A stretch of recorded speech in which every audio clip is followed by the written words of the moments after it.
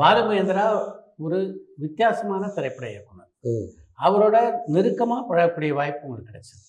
அதில பாலுமகேந்திரா கிட்ட என்ன மாரியான தனித்தன்மையை நீங்க உணர்ந்தீங்க?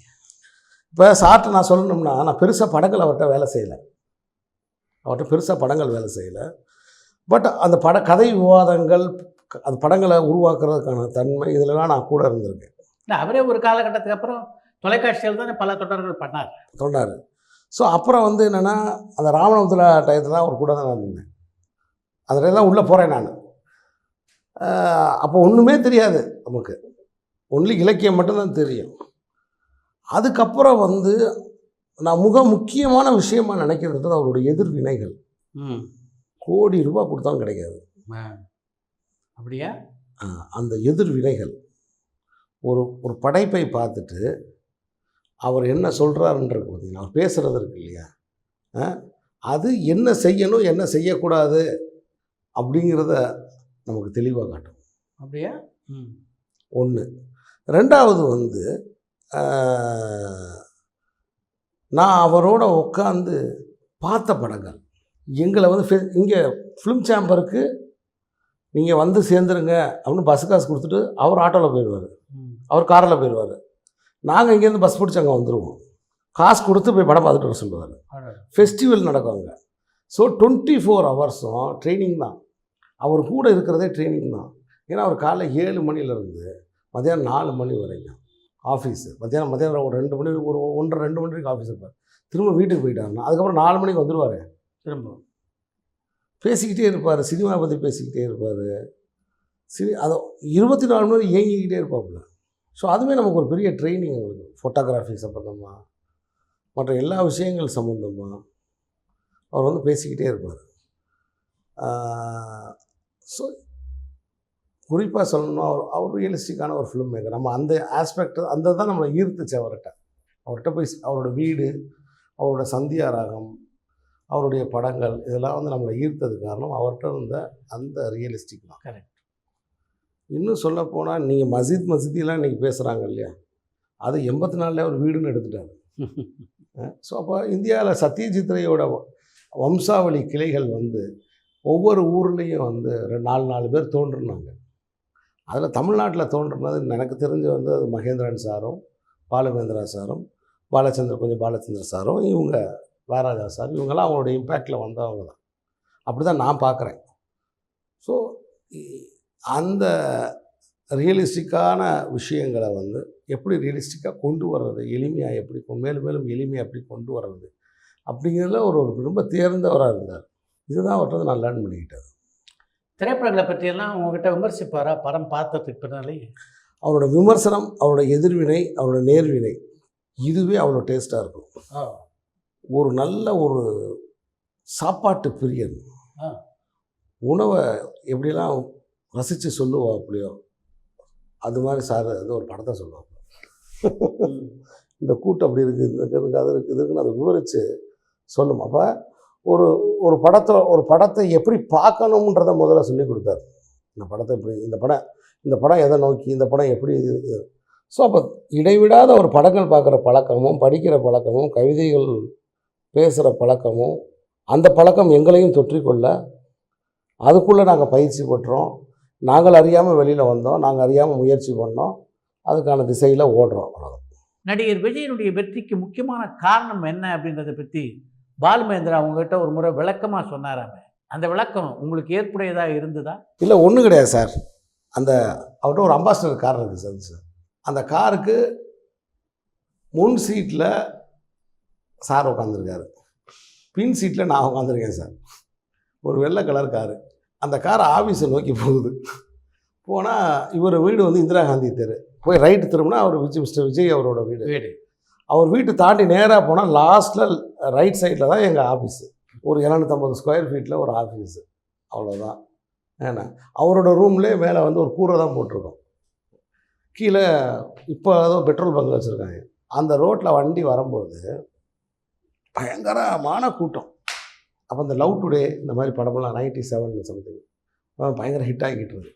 காதலுக்கு மரியாதை வந்துருச்சான்னு எனக்கு தெரியல. அந்த டைம் இப்போ இப்படி பார்த்தாரு. பார்த்த உடனே அதில் ஒரு சின்ன பேனர் தான் வச்சுருந்தேன்.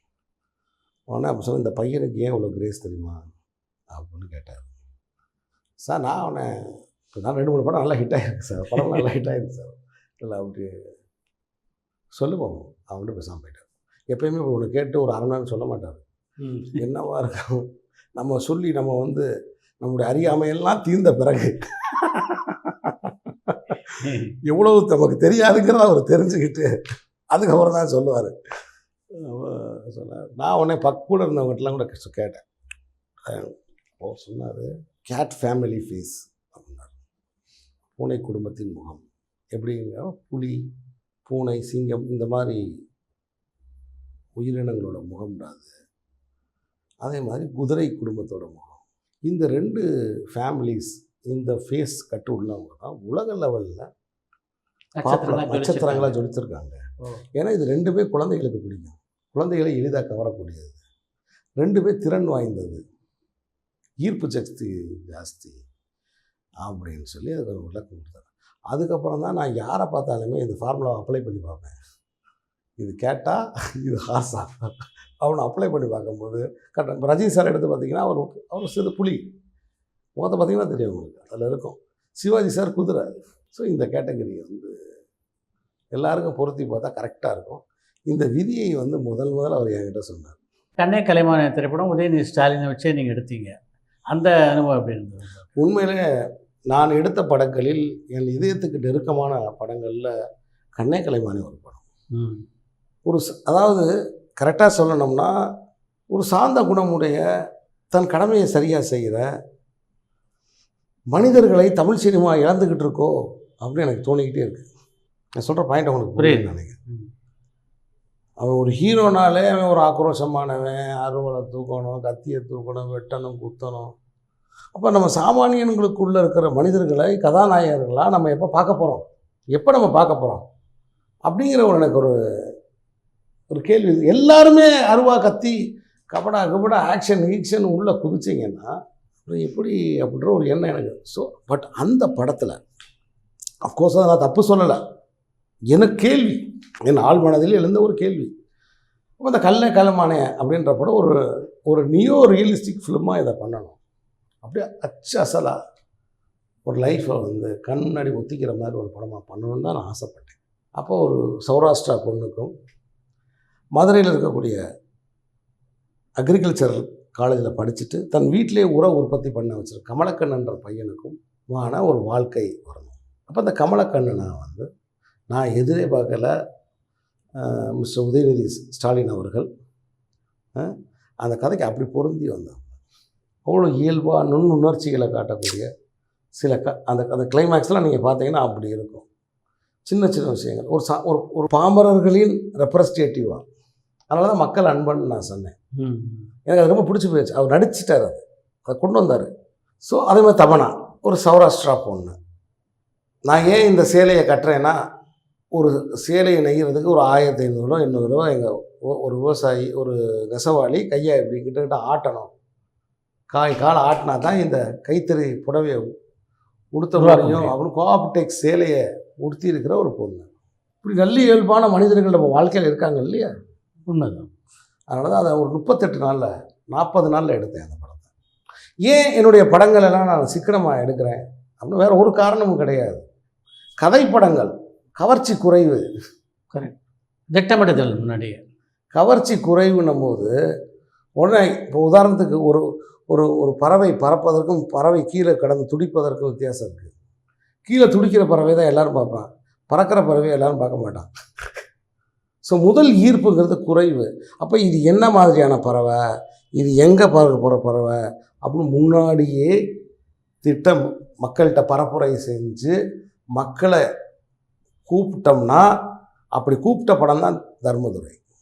அது ஒரு மக்கள் கலங்கதப்பான ஒரு பாட்டு. அந்த பாட்டெலாம் சன் டிவியில் கொடுத்து முன்னாடி கொடுத்த பேட்டி கீட்டி இந்த சமாச்சாரங்கள், அது என்ன மாதிரியான ஒரு படம் அப்படின்னு ஒரு தயார்படுத்திட்டு ஜனங்களுக்கு அந்த கான்செப்டை தயார்படுத்தி அவங்களெல்லாம் உள்ளே வர வச்சோம். ஆனால் என்னோடய துரதிருஷ்டம் வந்து கண்ணே கலைமானே படம் ஃபஸ்ட்டு ஒரு டேட்டு போட்டாங்க, அடுத்த டேட்டை மாற்றி போட்டாங்க. டகார்னு எந்த முன் தயாரிப்பு பிரச்சனை, ஏன்னா ஒரு 4 பேருக்கு போட்டு காமிச்சு கருத்து கேட்டு அந்த வேலை இருக்கு இல்லையா, அது இல்லாமல் டக்குன்னு அது வெளியில் வந்துச்சு. இருந்தாலும் அந்த படம் கொஞ்சம் கவனிக்கப்பட்டுச்சு. இன்றைக்கி அதுக்கான பாராட்டு உதய் சார் பிரமாதமாக நடிச்சிருக்காரு, தமன்னா நல்லா நடிச்சிருக்கு, அந்த அப்பத்தாவை நடித்த வடிவுக்கரசி, இன்றைக்கி காலமாக இருக்கிற பூராம் நம்ம விட்டு போயிருக்காரு. தொடர்ந்து என்னோடய படங்கள் நடிச்சுக்கிட்டு இருக்கிறேன் ஐயா பூராம் வந்து தோழர் பூராம். ஸோ இப்படி ரொம்ப ஒரு மிகச்சிறந்த காம்பினேஷனில் அந்த படம் உருவாச்சு. உதயநிதி ஸ்டாலினை ஒரு பக்கம் தயாரிப்பாளராகவும் நீங்கள் பார்த்துருக்கீங்க, இன்னொரு பக்கம் உங்களுடைய கதாநாயகனாகவும் பார்த்துருக்கீங்க. எப்படி இருந்தது இந்த 2 கோணங்கள்? அதாவது இன்னும் சொல்லப்போனால் அவர் ப்ரொடியூசர்னால் ரொம்ப சுகம். ஏன்னா சார் நல்லா செலவழிங்க சார், ஒன்று எப்படி எல்லாம் அப்படி நடந்துச்சு. அந்த இந்த படம் வந்து அவர் ஹீரோனா அதை விட சுகம். எப்படின்னா அவங்களுக்கு சார் அவர் வந்து such a kind man sir.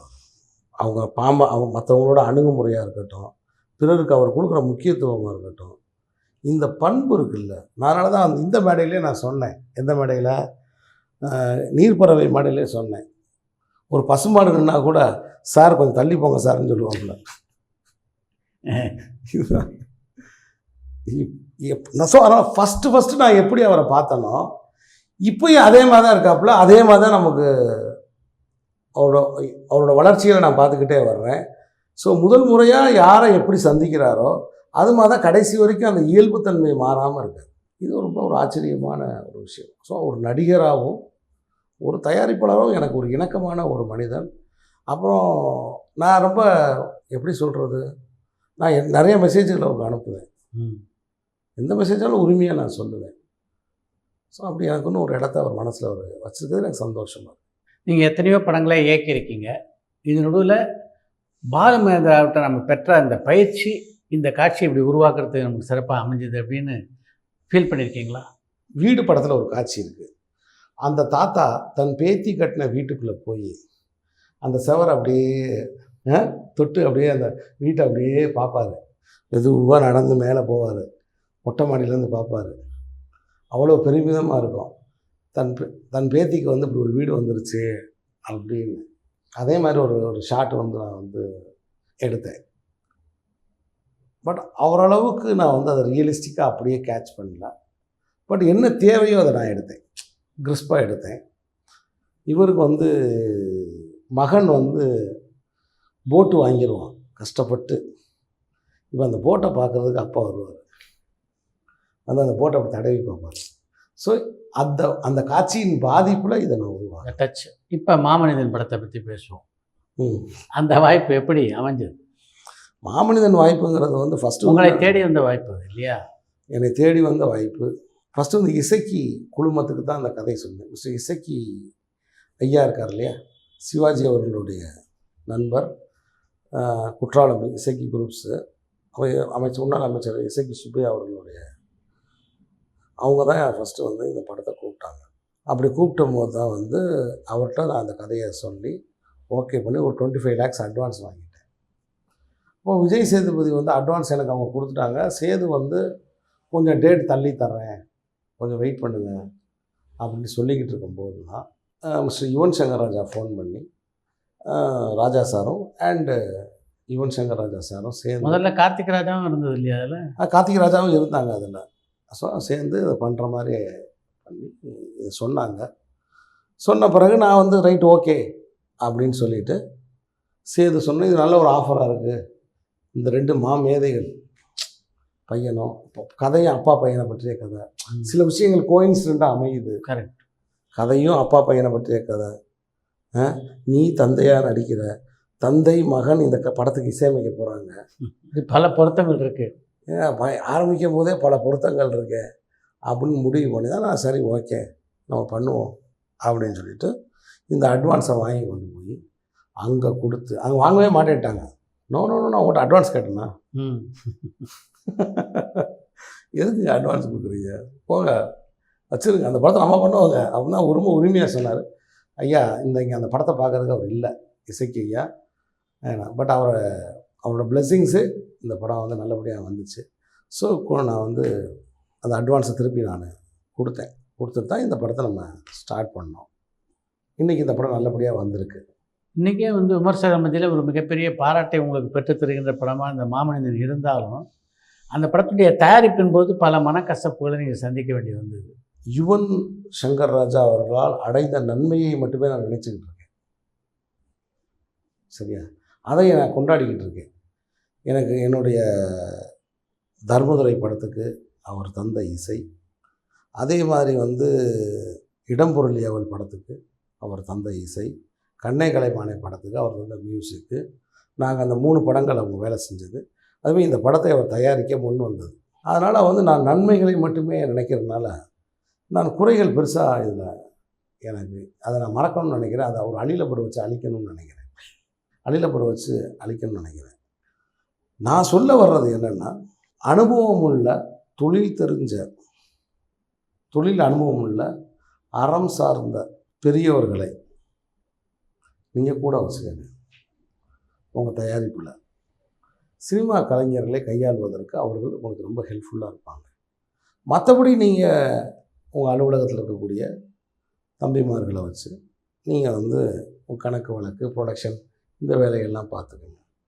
So ஒரு பொருளை உற்பத்தி செய்வது, உற்பத்தி செய்த பொருளை கொண்டு வியாபாரத்துக்கு கொண்டு வருவது, அப்படி எப்படி அண்ணன் சங்கிலி முருகன் அவர்கள் உங்கள் அப்பாவுக்கு இருந்தாரோ அது மாதிரி சொல்கிறேன். புரியுது. ஸோ அது மாதிரி சொல்கிறேன். அது மாதிரி ஒரு நல்ல ஆட்களை உங்கள் கூட வச்சுக்கிட்டிங்கன்னா அவங்க நீங்கள் உற்பத்தி பண்ணுற ஒரு பொருளை கரெக்டான நேரத்தில் கரெக்டாக அதை கொண்டு வியாபாரம் பண்ணி உங்களை சரியாக செய்வாங்க. ஸோ அனுபவம் இல்லாத விஷயங்களை வச்சு நீங்கள் ஆரம்பத்தில் இருந்தே தேவையற்ற அச்சங்களையும் உண்டாக்கி உங்களை ஒரு விஷயத்தை சரியாக செய்ய விட மாட்டாங்க. இது மட்டும்தான் நான் அவர்கிட்ட சொல்லிட்டு வந்தேன். அவரும் சரின்னு சொன்னார். நானும் இந்த கேரளா ப்ரொமோஷன் போயிருந்தோம் இல்லையா, ஆடியோ லான்ச்சுக்கு அப்புறம் அப்போ நான் இதை சொன்னேன் அவர்கிட்ட. நான் என்ன சொன்னேன்னா, இந்த சினிமா வியாபாரம் நல்லா தெரிஞ்ச ஒருத்தரை வச்சுக்கோங்க, மற்றபடி எந்த பிரச்சனையும் உங்கள்கிட்ட இல்லைன்னு சொல்கிறோம். இளையராஜாவையும் வைரமுத்தையும் எப்படியாவது இணைத்து விட வேண்டும் அப்படின்றது உங்களுடைய தீராத ஆசையா? பகையை தீர்ப்பது என் வேலை அல்ல. ஏன்னா யுவன் சங்கர் ராஜாவோட வைரமுத்து இணையிறதுக்கு நீங்கள் காரணமாக இருந்தீங்க. அதனால் யுவன் சங்கர் ராஜா சின்ன குழந்தை கிடையாது. தூக்கி கொண்டு வைரமுத்து மடியில் நான் உட்கார வைக்கல. சரிங்களா? நான் கேட்டேன், இவர் என் கூட பாட்டு எழுதுறாரு, நீங்கள் வரீங்கன்னா. அங்கிளோட நான் எழுதுறேன்னு அவர் தான் வந்தார். அவர் கல்யாணமாகி ஒரு குழந்தைக்கு வந்தார். என்னை விட ஒரு 5 வயசு கம்மியான ஒருத்தர் தான். அவர் ஃபஸ்ட்டு நீங்கள் போய் பாருங்கன்னு தான் நான் சொன்னேன். முதல்ல அவர் தான் போய் பார்த்தாரு. 2 பேர் பேசினாங்க. ரைட், ஓகே அங்கிள் நம்ம பண்ணுவோம் அங்கிள்னு சொல்லி பேசி முடித்தாங்க. ஸோ அதனால் நான் கூட்டிகிட்டு போனேன். நான் சொன்னேன். அப்புறம் இந்த ப்ராஜெக்ட் ஆரம்பிக்கும் போது நான் தெளிவாக ஒரு விஷயத்த சொல்லிட்டேன். அவங்களும் சொல்லிட்டாங்க என்கிட்ட. அது எப்படி சொல்லிட்டாங்கன்னா, மற்ற எல்லாமே அவர் பண்ணி கொடுப்பாருன்னு சொல்லிட்டாங்க. நான் சரின்னு சொல்லிட்டேன். சொல்லி கொடுத்தா இப்போ நான் ஒன்று கேட்குறேன். நீங்கள் பெரியவங்க, நான் ஒரு சுண்டக்காய் பையன். 1000 படங்களுக்கு மியூசிக் பண்ணுறீங்க. நீங்கள் உங்கள்கிட்ட நான் உங்களுடைய விருப்பத்துக்கு எதிராக நான் செயல்பட முடியும்? வாய்ப்பில்லை. உங்களை பற்றி எனக்கு தெரியாதா? நான் சினிமாவுக்கு 27 வருஷம் ஆயிடுச்சு. நீங்கள் கும்பிட்ற ரமண மகரிஷியிலேருந்து அந்த முருகேசன் வீட்டில் நீங்கள் இருக்கிறதுலேருந்து உங்களை பற்றி எவ்வளோ கற்பனையான, எவ்வளோ உண்மையான, எவ்வளோ ரசனையான கதைகள்லாம் நாங்கள் தெரிஞ்சு சந்தோஷப்பட்டிருப்போம். நாங்கள் சார், எனக்கு ராஜா சாரை உள்ளும் புறமும் எனக்கு அறிந்தவன். நான் அவரை நேசிக்கிறவன், நான் அவரை பூஜிக்கிறவன். நான் அவர் எழுதிய கவிதைகள் முதற்கொண்டு நான் படித்தவன். அவர் சினிமா பாடல்கள் மட்டும் கிடையாது, அவர் உலகத்தில் செஞ்ச மற்ற சாதனைகளெல்லாம் பார்த்து நான் வியக்கிறவன். ஒரு வெண்பா எழுத தெரிஞ்ச ஒரு இசையமைப்பு. நான் தமிழில் ஞானமுடைய ஒரு ஆள். அப்படி ஒரு பெரிய ஆள்கிட்ட போய் அவர் மனசுக்கு பிடிக்காத ஒன்றை நான் சொல்லுவேனா சார்? எப்படி சார் நான் சொல்லுவேன்? இவங்க 2 பேரும் இணைஞ்சதே கடவுள் எனக்கு கொடுத்த வரம். பையனும் அப்பாவும் சேர்ந்து எனக்கு மியூசிக் பண்ணுறது ஒரு வரம். அப்புறம் இன்னொன்று, வைரமுத்து சாரோட ரெப்ரஸன்டேட்டிவ் கிடையாது. நான் வீட்டில் சேல்ஸ் ரெப்ரஸன்டேட்டிவ். நான் அல்லது அவரும் வாய்ப்பு இல்லாமல் இருக்காரா? இது 2 எனக்கு வைரமுத்து சாரும் குரு தான், இசைஞானியும் குரு தான், பாரதி ராஜா சாரும் குரு, பாலுமேந்திரா சார் குரு. ஏன்னா நான் இவர்களை எல்லாம் வியந்து பார்த்துருக்கேன். இவர்களை ஒரே சம வரிசையில் பார்த்துருக்கேன். இவங்களை கொண்டு இணைக்கணுங்கிறது என் வேலை கிடையாது. என்னுடைய வேலை ஒரு படம் எடுப்பது, உங்கள் அன்பை பெறுவது, அவ்வளோதான். உங்கள் அன்பை பெறுவதற்கு நான் என்ன சேர்ந்து படம் வெளியில் வந்துருச்சு, நீங்கள் பார்த்துருப்பீங்க, உங்களுக்கு தெரியும், அவ்வளோதான். இப்போ ரசிகர்கள் என்ன விமர்சனம் பண்ணுறாங்கன்றது எல்லாருக்குமே தெரியும். நான் அதை கூர்ந்து கவனிக்கிறேன். ஒரு கௌரவமான வெற்றியை இந்த படம் இன்றைக்கி அடைஞ்சிருக்கு. என்ன என் காலத்தோட துரதிருஷ்டம், விஜய் சேதுபதி ஒரு கடுமையான பரப்புரைக்கு வர முடியலை. இந்த படத்தினுடைய விளம்பர நிகழ்ச்சிகளுக்கு வந்து நாங்கள் பங்கேற்க மாட்டோம்னு ஏற்கனவே இளையராஜா யுவன் சங்கர் ராஜாவும் சொல்லிட்டு தான் ஒரு பத்திரிகை குறிப்பு இருக்குது. உண்மையாவது அப்படிலாம் கிடையாது சார். இப்போ வெங்கட் பிரபு இருக்கார், என் நண்பர் தான், அருமை நண்பர், நான் மதிக்கிற பெரிய நல்ல மனுஷன், ஒரு வெள்ளந்தியான மனுஷன், ரொம்ப நல்ல மனுஷன், யாருக்கு உதவி செய்யணும்னு நினைக்கக்கூடிய மனுஷன். அவர் தெலுங்கில் ஒரு படம் பண்ணார். இப்போ ராஜா சார் அதுக்கு ஒரு பேட்டி கொடுத்தாரு, தெலுங்குலேயே பேசி பேட்டி கொடுத்தாரு. ஆமாம், பார்த்தீங்க இல்லையா? இப்போ யுவன் சங்கர் ராஜா எடுத்த ஒரு படத்துக்கு ஒரு வாழ்த்துறை சொல்லியிருக்கலாமே அப்படிங்கிறத என்னுடைய கேள்வி. சார் நீங்கள் ஒரு 3-4 நாள் தேட்டரில் இந்த படம் இருக்குது அப்படின்னா பெருவாரியான ஜனங்களை உள்ளே இழுக்கணும் அப்படின்னா அது கடைக்கோடி மக்களுக்கும் போய் சேரணும்னா பல்வேறு வகை இப்போ வரைக்கும் விக்ரமுக்கு வந்து ப்ரொமோஷன் நடந்துக்கிட்டு இருக்கு. பார்த்தீங்களா என்னென்ன செய்கிறார் பாரு கமல் சார். உண்மையிலே கமல் சார்கிட்ட இன்றைக்கி இருக்கிற ஜூனியர் நடிகர்களை பூரா டியூஷன் சேர்க்க போகிறேன். உண்மை இல்லை, ஒரு படத்தை எப்படி ப்ரொமோட் பண்ணணும் அப்படின்றதுக்கு அந்த சீனியர் நடிகர் ஒரு உதாரணமாக இருக்கார். ஒரு உதாரணமாக இருக்கார் சார். அவரை பார்த்து நான் வியக்கிறேன், ஆச்சரியப்படுறேன். லோகேஷுக்கும் அனில்ருத்துக்கும் கூப்பிட்டு பிரியாணி விருந்து போடுறாரு. எப்படின்னு ஒரு 50, 60, 100 நாள் ஷூட்டிங் பண்ணியிருப்பாங்கல்ல, அங்கே பிரியாணி சேர்ந்து சாப்பிடாம வந்துருப்பாங்களா? அதை ஃபோட்டோ எடுக்கிறாங்க. அது ஒரு விளம்பரம், அது ஒரு வீடியோ. மக்கள்கிட்ட கொண்டு போய் ஏதாவது ஒரு வடிவத்தில் மக்கள்கிட்ட அந்த படத்தை ஒரு கதாநாயகன் நினைவுபடுத்திக்கிட்டே இருக்கு. அஃப்கோர்ஸ் அது ஒரு 150 கோடி ரூபா படம், 100 கோடி ரூபா படம், அதுக்கு தனியாக ஒரு டீமு, மார்க்கெட்டிங் டீமு, அதுக்கு இதெல்லாம் செய்கிறாங்க. நம்ம செய்கிறது ஒரு கீரை அப்படின்னே வச்சுக்கோங்க. ஒரு 10 கோடி ரூபா படம். இந்த 10 கோடி ரூபா படம் ஓடிடிக்கு ஒரு நல்ல விலைக்கு போயிருக்கு, சேட்டலைட் ஒரு நல்ல விலைக்கு போயிருக்கு, தமிழ்நாடு தேட்டர்கள் ஒரு விலைக்கு வந்திருக்கு. ஒரு இயக்குனர் இதெல்லாம் பேசக்கூடாது தான். ஒரு இயக்குனர் இதெல்லாம் ஒரு பொது வழியில் பேசக்கூடாது தான். ஸோ இது நான் என்னுடைய நோக்கம் நீங்கள் நன்மை அடைவது. கரெக்ட். என்னுடைய நோக்கம் நீங்கள் நன்மை அடைவது. என்னுடைய கால்குலேஷன்ஸில் ஒரு ஆச்சரியங்கள் நடக்கலை, அவ்வளோதான். மற்றபடி என்ன ஆச்சரியம்? அது ஒரு இந்த கொண்டு போய் சேர்க்குறதில்ல. இருந்தாலும் இந்த படத்தை பொறுத்த வரைக்கும் ஒரு வகையில் உங்களுக்கு வெற்றி அப்படின்னு தான் சொல்லுவேன். என்னென்னா, எந்த இயக்குனருடைய அந்த குவிந்த கரங்களை பார்த்து நீங்கள் சினிமா உலகத்துக்கு அடி எடுத்து வச்சிங்களோ அவர் இந்த படத்தை பாராட்டி அந்த அளவுக்கு வந்து உங்களை உச்சி முகர்ந்து வந்து ஒரு பேட்டியே கொடுத்துருந்தார். எப்படி இருந்தது அந்த தருணம் உங்களுக்கு? சார் நீங்கள் அது இப்படி கனெக்ட் பண்ணிட்டீங்க. நீங்கள் டைரக்டர் இல்லையா சார்? சார் இதை விட எனக்கு என்ன சார் வேணும்? அந்த பாராட்டு, அவர் மனம் திறந்து அவர் பாராட்டினது. அதே மாதிரி அவர் ஒரு இயக்குனர் இமயம். நான் வந்து ரேவதி மேடத்தோட கையை பிடிச்சிக்கிட்டு அவரை ஒரு ஒரு தேட்டருக்குள்ளே, கலைவாணி தேட்டருக்குள்ளே போகும்போது கூட்டத்தோடு நின்று அந்த புதுமை பெண் டயத்தில் நான் பார்த்த ஒரு பையன் சார் நான். அதுக்கப்புறம் அழகப்பா யூனிவர்சிட்டியில் சிறுகதைக்கு அவர்கிட்ட நான் பரிசு வாங்கியிருக்கேன். அவர் என் படத்தை பார்த்து என்னைய வந்து இந்த படத்தை பார்த்து நான் வந்து ஐ எம் ஜெலஸ் ஆஃப் யூடான்ற. சார் இது ஒரு சாதாரண வார்த்தையா? அது இது ஒரு சாதாரண வார்த்தையா? ஏதோ இப்படி அப்படி நிற்கும்போது அப்படி போட்ட மாதிரி இருந்துச்சு சார். இல்லை, அப்படி ஒரு பாராட்டுறதுக்கு ஒரு மனசு வேணும் சார், பெரிய பெருந்தன்மையான மனசு. அதுக்கப்புறம் director Shankar sir, thank you sir. First ஒரு பெரிய அட்டென்ஷனை அவர் தான் க்ரியேட் பண்ணார். அவருடைய ஒரு பிரம்மாண்டமான இயக்குனர். அவர் என்னையெல்லாம் சொல்லணும்னு அவசியம் கிடையாது. பட் இந்த படத்தை வந்து அவர் வந்து சொன்னது வந்து எனக்கு ரொம்ப சந்தோஷம். அதே மாதிரி சூப்பர் ஸ்டார் ரஜினிகாந்த் உங்களுடைய 2 படங்களையுமே குறிப்பிட்டு பாராட்டிருக்காரு இல்லையா? சூப்பர் ஸ்டார் வந்து நான் வந்து ஜனவரி மாதமே எனக்கு சொல்லிட்டார். ஜனவரி மாதமே எனக்கு பாராட்டினார் அவர். நான் அதுக்கப்புறம் லேட்டராக தான் நான் சொன்னேன். அதுக்கப்புறம் வந்து சங்கர் சார், மிஸ்கின் நீ படம் பாருங்கள், பிடிச்சா பேசுங்க, பிடிக்கலையா நீங்கள் ஒன்றும் சொல்ல வேணா போயிட்டே இருங்க. இது ரொம்ப யதார்த்தமான வாழ்த்து தெரிவிச்சிருந்தேன், நான் பார்த்தேன். மிஸ்கின் வந்தாப்புல, படத்தை பார்த்தாப்புல, பார்த்துட்டு மனசில் இருந்து வாழ்த்து. அதே மாதிரி Saranya Ponvannan, mister Ponvannan sir, so இவங்க எல்லாருமே வந்து பார்த்தாங்க. இப்படி ஒவ்வொருத்தவங்களுக்கும் இந்த படைப்பு வெளியே வரணும், இந்த படைப்பு நல்லபடியாக மக்கள்கிட்ட சேரணும், ஏதோ ஒரு அவங்க அந்த படம் பிடிச்சனால இந்த ஆர்ட்டு போய் சேரணும். எனக்கு ரொம்ப சந்தோஷமான விஷயம் என்னென்னா, மீடியா தன் சொந்த குழந்தையை தூக்குற மாதிரி தூக்குச்சு. எழுத்து பத்திரிகையை சேர்ந்த நண்பர்களாக இருக்கட்டும், ஊடக நண்பர்களாக இருக்கட்டும், எல்லாருமே. ஸோ இந்த படைப்பு எத்தனை பேர் பார்த்தாலும் அந்த படைப்பில் சம்மந்தப்பட்ட இசைஞானி இளையராஜா அவர்களுக்கும், யுவன் சங்கர் ராஜாவுக்கும், விஜய் சேதுபதிக்கும் காயத்ரிக்கும் குருசோமசுந்தரத்துக்கும் புகழும் பெருமையும் நிரந்தரமாக தன் வாழ்நாள் முழுக்க இந்த படத்தில் இருந்து ஒரு புகழ் அவங்களுக்கு வந்துக்கிட்டே இருக்கும். இது நாட் ஓன்லி இந்த for this 5 days or 10 days கிடையாது, அந்த சமாச்சாரம் இல்லை. இது ஒவ்வொரு முறையும் திரும்ப பார்க்கப்படும் பொழுதும் அதுக்கான புகழ் அவங்களுக்கு வந்துக்கிட்டே இருக்கும். உங்களுடைய அறிமுகமான விஜய் சேதுபதி பற்றி இப்போ பல பேர்ட்ட ஒரு விமர்சனம் இருக்குது. தமிழ் சினிமாவில் ஒரு கதாநாயகன் ஆறுது அப்படின்றது ஒரு மிகப்பெரிய விஷயம். அந்த ஸ்டேட்டஸை மெல்ல மெல்ல அடைஞ்சவர் தான் விஜய் சேதுபதி.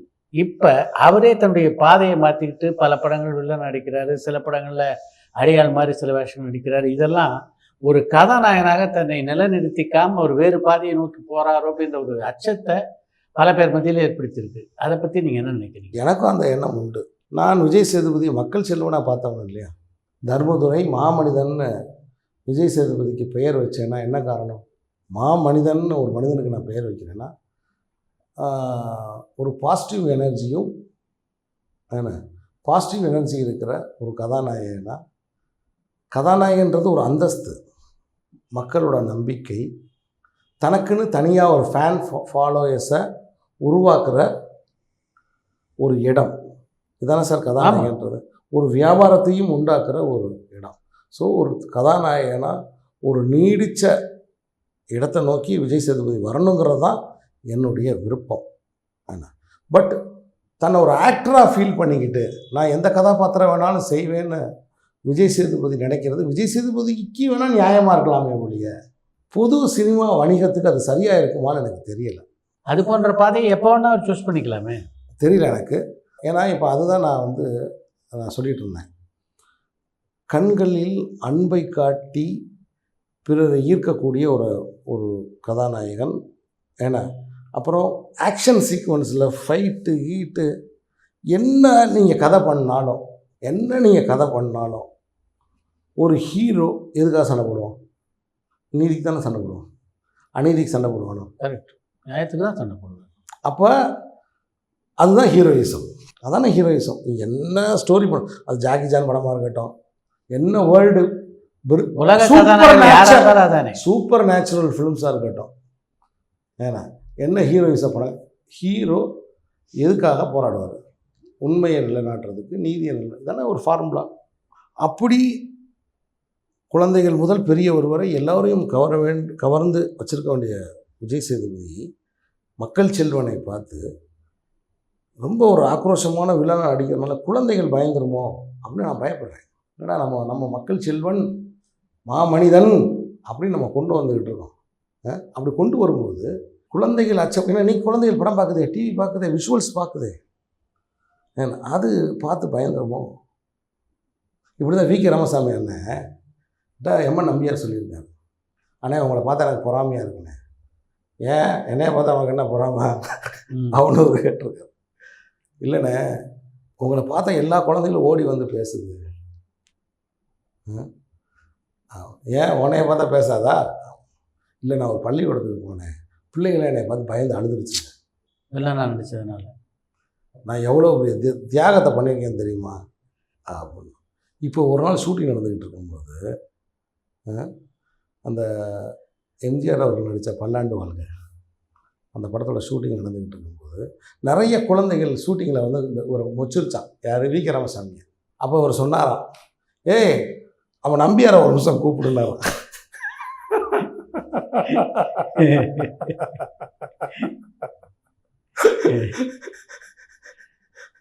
இதுதான் சார் பாயிண்ட்டு.